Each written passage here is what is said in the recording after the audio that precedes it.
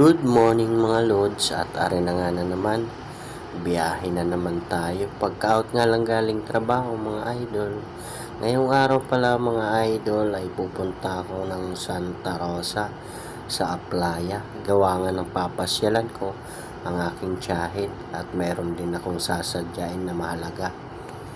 At ari na nga tayo mga idol, dito na nga tayo dumaan sa Binyan Access Road to Santa Rosa SM, para ito kasi ang pinakamabilis na daan mga idol para sa papuntang Santa Rosa Bayan.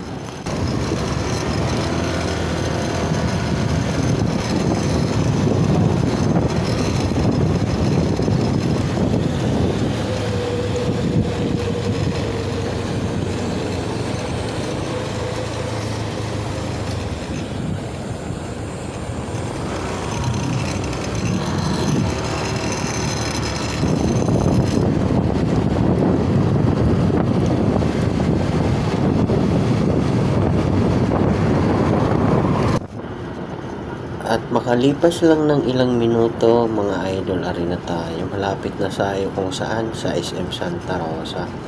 Ang ganda ng tanawin dito mga idol at may kunting bahay. Ang sarap manirahan sa mga ganitong lugar. Yung tipong ang lawak ng lupain at pwede kang magtanim-tanim para makalibre ng mga ulam-ulam na kulay. At meron ako natanaw mga idol, kung tawagin sa amin ay palawan. Ang sarap sana sa amin na tamis at ginataan. Nabubuhay kasi mga idol, mga lods, yung palawan sa mga malalambot na lupa at mayroong kunting tubig sa ilalim.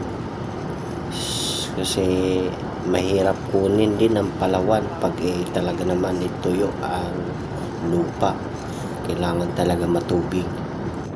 So ayan mga lods, mga idol, at akin na nga tayo kasalukuyan sa SM Santa Rosa. Bali lulusot pala tayo sa Leon Road. So meron sports complex para mas mabilis. Tagos to Aplaya.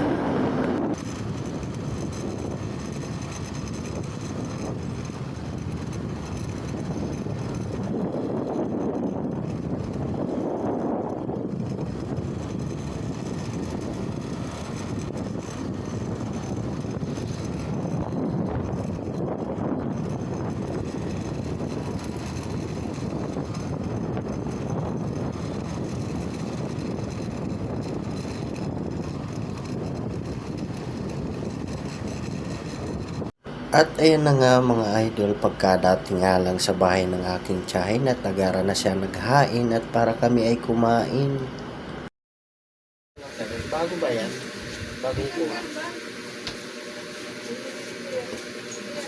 Yan ang kumuha. Ano po, okay? Kumain ka na? Ha? Tapos na ba? Ang ano yun, hindi pa eh.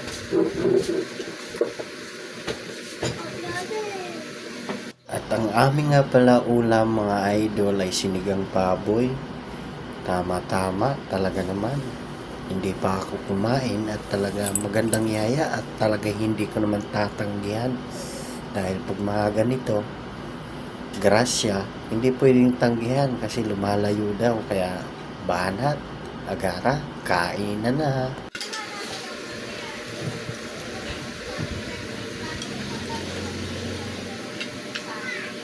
At ayan na nga, kasi hindi daw sanay ang aking tiyahin umarap sa camera, kaya ako na lang mag-isa.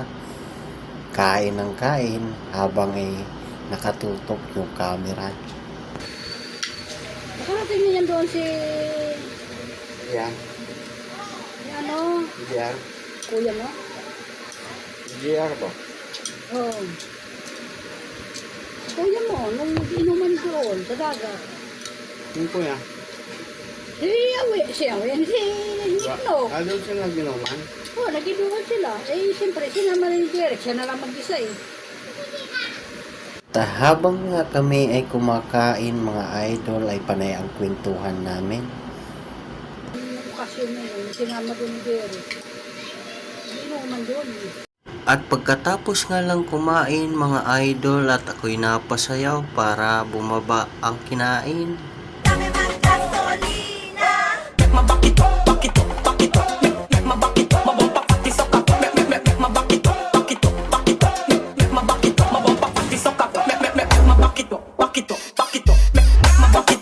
At pagkatapos nga lang sumayaw, ari namang aking pamangkin ay nakipagkulitan, nakipaggarutan.